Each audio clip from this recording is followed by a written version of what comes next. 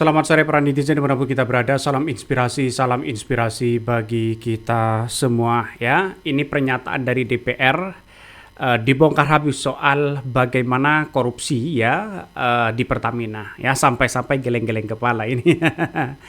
Ada dari pernyataan dari Kejagung yang menemukan grup WhatsApp ya, yang isinya di situ adalah orang senang-senang ya. Grup WhatsApp-nya namanya adalah orang-orang senang ya, milik tersangka korupsi Pertamina. Nah, inilah yang kemudian ya menjadi pembahasan yang sangat panas ya di DPR. Saya kira pernyataan-pernyataan yang kemudian diungkapkan oleh Kejagung begitu kan ya, yang isinya diduga begitu kan ya, yang isinya namanya adalah orang-orang senang siapa? Jangan-jangan ini ada skenario besar. Jangan-jangan ini atas kesadaran mereka sendiri melakukan oplos Pertamax ya. Jangan-jangan bisa saja begitu kan ya. Kenapa di era Jokowi ini tidak ditemukan? Kenapa? KPK saja melempem kok begitu kan untuk mengusut tuntas Pertamina ini ya. Karena apa? Saking kuatnya mereka. Jadi saya kira ini menjadi persoalan yang serius bagi bangsa dan negara kita. Siapa yang bertanggung jawab?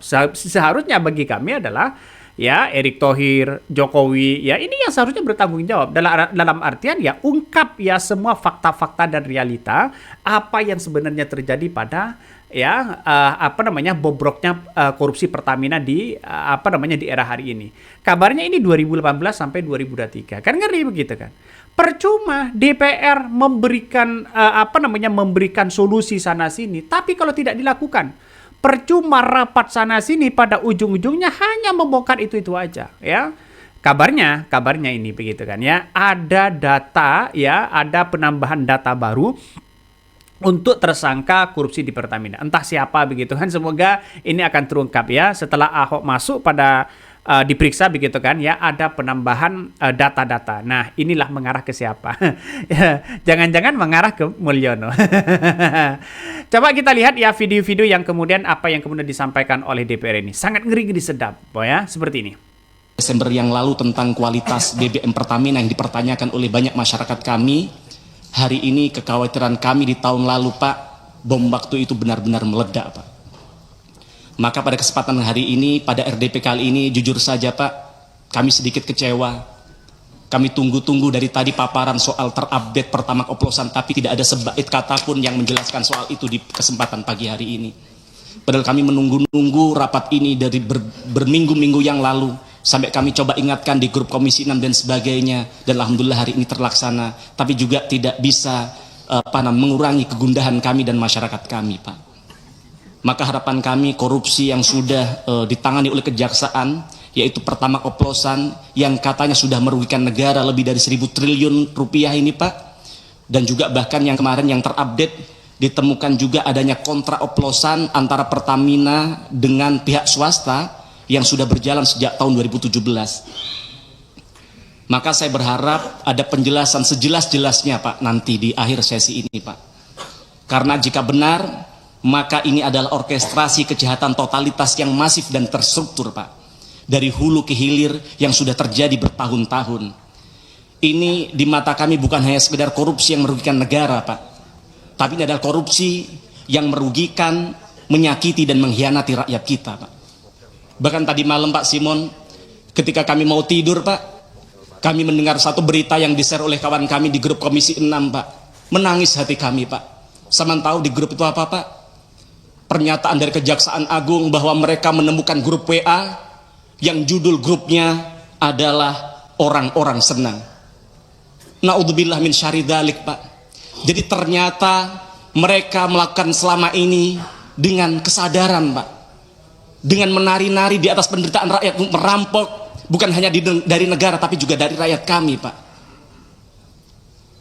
Kemudian Pak Dirut, baru-baru ini Menteri SDM mengatakan akan membangun kilang minyak yang dibiayai oleh Danantara dengan biaya mencapai 500 triliun rupiah.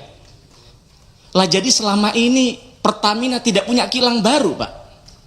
Padahal ketika 2019 yang lalu kami duduk di sini, ketika di situ di tempat Bapak ada namanya Bu Nike, saat itu menyampaikan bahwa RDMP Balikpapan maksimal tahun itu akan selesai, tapi ternyata kami baru tahu sampai tahun 2025 itu tidak tuntas juga, Pak. Sedangkan hari ini kebutuhan BBM kita 16 juta barel per hari, padahal targetnya pada tahun 2025 ini sudah bisa memproduksi 2 juta barel, Pak. Artinya kita bukan lagi hanya impor, tapi kita surplus, kita bisa melakukan ekspor BBM. Tapi ternyata semua itu hanya mimpi dan ilusi, Pak. Karena maunya oknum-oknum Pertamina hanya impor dan impor saja, Pak. Jadi saya melihat bahwa sebenarnya Pertamina adalah bagian dari mafia migas, Pak. Karena ternyata mafia migas telah mempengaruhi Pertamina agar menunda-nunda pembangunan kilang, Pak. Di sisi lain juga ada kebobrokan dalam manajemen SDM di Pertamina. Mantan orang dalam Pertamina, mantan orang dalam Petral, entitas mafia yang sudah dibubarkan negara karena tempat sarangnya mafia di dalamnya, malah ternyata dirut Pertamina saat itu, salah satu orang Petral saat itu menjadi dirut Pertamina Patraniaga. Maka tidak heran, maka kemudian namanya Rifa bekerja sama dengan geng mafia melakukan perampokan yang begitu besar terhadap duit negara, kalau itu betul terjadi begitu, Pak. Kemudian yang kedua, Pak, heboh Pertamax oplosan, saya rasa tidak cukup dengan hanya meminta maaf lalu seolah-olah dosa-dosa Pertamina selesai. Tidak. Lalu bagaimana dengan kerugian konsumen? Apa ada inisiatif dari Pertamina untuk memberikan mengganti kerugian mereka, Pak? Ingat, Pak, mereka beli BBM bukan untuk diminum, Pak, tapi untuk bekerja sehari-hari dari kantor ke rumahnya.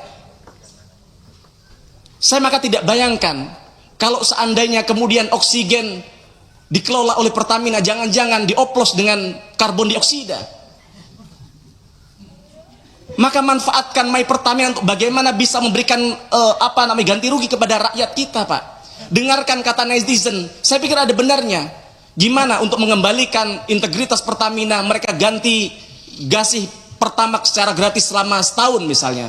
Tapi itu tidak mungkin. Atau seminggu deh, atau sebulan deh, atau apa yang bisa Bapak lakukan, yang penting rakyat merasa ada upaya dari Pertamina untuk memberikan perbaikan dan minta maaf kepada rakyat. Ingat, para founding father kita mendirikan Pertamina dengan tetes darah dan keringat. Bagaimana kemudian hari ini dihancurkan oleh internal Pertamina sendiri, yang ini harus dikembalikan oleh Bapak.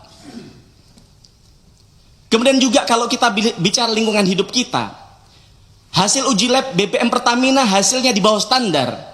Di bawah ketentuan Kementerian LHK, kandungan sulfur Pertamax ternyata sama dengan Pertalite yang 500 ppm, Pak.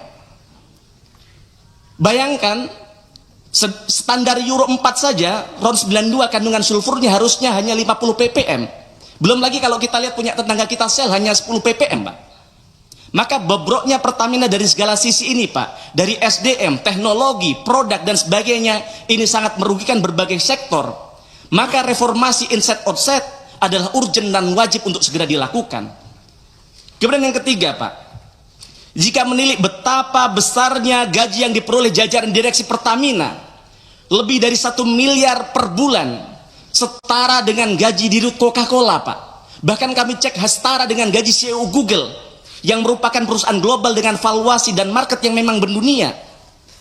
Bahkan itu kalau ditambah dengan tantiem, dividen, kemudian kompensasi finansial lainnya, maka THP yang diberikan kepada direksi Pertamina 4 miliar per bulan, jauh lebih besar daripada gaji Presiden Republik Indonesia, bahkan jauh lebih besar dari gaji Presiden Amerika Serikat Donald Trump, Pak.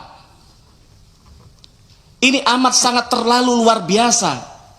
Maka seharusnya dengan angka sefantastis itu, direksi wajib bisa memberikan pelayanan terbaik, wajib bisa menghadirkan BBM berkualitas, wajib bisa memberikan BBM yang terjangkau untuk semua lapisan masyarakat, bahkan bisa membuat profit yang impactful bagi negara, harusnya. Tapi nyatanya apa? Malah merugikan negara dan melukai rakyat kita hari ini. Bahkan kalau kita lihat di laporan keuangan anak usaha Pertamina, yaitu Pertamina Patraniaga, kompensasi bagi manajemen kunci termasuk direksi dan komisaris mencapai 19,1 juta US dollar atau setara dengan 312 miliar. Bayangkan, duit sebanyak itu kalau dipakai untuk MBG misalnya, bisa memberikan makan kepada 31 juta anak kita, Pak. Atau kalau itu diberikan kepada para guru P3K, para CPNS kita yang diprank oleh negara hari ini, maka itu bisa mensejahterakan mereka sampai nunggu mereka menjadi PNS, Pak. Bukan bermaksud bagaimana, hanya mereminder, Pak. With great power comes great responsibility. Maka evaluasi manajemen beserta remunerasinya di BUMN ini sangat-sangat urgent untuk segera dilakukan. Kemudian yang keempat, Pak Dirut, karena itu saya mengusulkan kepada pimpinan DPR RI, kepada pimpinan Komisi 6, untuk bagaimana segera dibentuk panja BBM Pertamina. Karena jangan berhenti pada pion-pion yang sudah terjerumus ini, Pak. Jangan kemudian ini keluar dari mulut singa masuk ke kandang macan, Pak. Tetapi ini kesempatan untuk membersihkan Pertamina secara menyeluruh. Maka nanti kasihan juga kepada Danantara ketika mereka harus memikul beban berat, karena ternyata Pertamina sebagai BUMN terbesar ternyata boncos dan gembos, Pak. Maka melalui pansus BBM ini kita bisa panggil mantan direksi Pertamina Pak Ahok, yang beliau juga mengkonfirmasi bahwa kalau diundang di tempat ini beliau akan hadir. Kita akan undang mantan komisaris, begitu juga mantan dirut Pertamina Bu Nike, begitu juga mantan dirut-dirut di era ketika dulu Petrol dibubarkan misalnya, Pak. Kita juga bisa memanggil produsen booster ron BBM. Jangan-jangan memang Pertamax adalah Pertalite yang diberikan booster. Maka di kesempatan ini juga saya membantah pernyataan PLT Dirut Pertamina Patraniaga ketika rapat dengan Komisi 12. Beliau menyatakan bahwa tidak ada aditif yang bisa menambah ron. Kenyataannya, Pak PLT, kenyataannya ketika Bapak buka Google, ketika Bapak buka e-commerce, banyak sekali perusahaan yang kredibel yang menjual aditif, yang menjual booster, yang bahkan menjanjikan bisa menaikkan 5 poin. Misalnya dari ron 90 ke 95 yang jauh lebih besar dari Pertamax begitu. Maka saya sangat yakin masih banyak mafia, koruptor, penjahat lain yang masih bercokol di Pertamina ini. Mereka tinggal menunggu giliran saja untuk duduk pada posisi strategis, yang artinya Pertamina tidak akan pernah sehat karena di dalam tubuhnya masih tersebar virus-virus yang dorman, sedang tidur dan menunggu time yang tepat untuk bangun, atau bahkan mereka bangun cuman belum ketahuan, Pak. Maka kami usulkan panja BBM Pertamina untuk segera dilakukan, untuk mengusut dari hulu ke hilir, Pak, untuk melihat siapa saja yang terlibat dalam proses pengoplosan ini, Pak. Maka Bapak harus belajar dari Presiden Georgia. Bagaimana Georgia, Pak, saat itu adalah negara dengan polisi lalu lintas terkorup di dunia. Bagaimana kemudian dengan keberaniannya pemimpin Georgia mengambil satu sikap dalam semalam mereka memecat hampir seluruh polisi lalu lintasnya yang korup. Dunia kaget, bahkan rakyatnya sendiri takut, Pak. Takut apa? Takut kemudian ada instabilitas keamanan karena tidak ada polisi lalu lintas lagi. Tapi jangan tahu hari ini Georgia menjadi salah satu negara yang sukses dalam memberantas korupsi. Yang ini harus Bapak lakukan, Pak. Mohon maaf, mohon izin, tanpa mengurangi rasa hormat saya kepada Bapak. Di samping Bapak, Pak Alfian, beliau mantan. Itulah tadi apa yang disampaikan oleh DPR, ya. Nampaknya ini menjadi catatan penting begitu kan. Masa iya kerugian negara 960 triliun hanya dinikmati orang-orang itu aja? Saya kira juga tidak mungkin begitu. Pasti menikmati orang-orang di luar sana, ya. Jangan sampai ini mengalir kepada Pilpres. Wah, kalau ngalir kepada Pilpres ngeri-ngeri, Bos, ya. Ada yang mengatakan, wah ini jangan-jangan ya permainan atau sandiwara saja ya para pejabat-pejabat saat ini. Koruptor semua ya, pas sandiwara sana sini. Ganti ini, ganti itu. Tapi tidak ada solusi dan kemudian tidak ada yang kemudian jadi tersangka lagi begitu kan. Hanya 9 orang itu. Padahal di balik itu semua pasti banyak. Jadi inilah yang akan diungkapkan oleh Kejagung begitu kan ya, karena satu persatu terlebih dahulu data-data itu sudah dikumpulkan. Nggak tahu nanti bagaimana soal temuan baru begitu kan.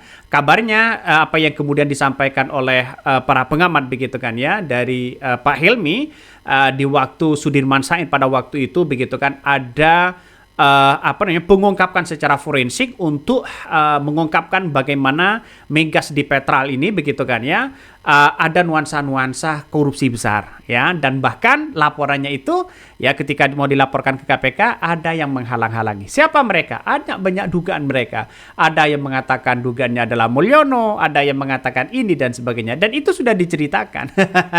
Kan ngeri pada akhirnya. Jadi menurut saya DPR bentuklah di situ begitu kan sebagai tim ya untuk menyelidiki kasus-kasus ini. Jangan sampai ini ya hilang di telan bumi. Ini agak ngeri ini pembahasannya. Oke, mungkin itu yang kami sampaikan ya. Tonton terus channel Hodari Podcast Rakyat ini, jangan lupa di subscribe.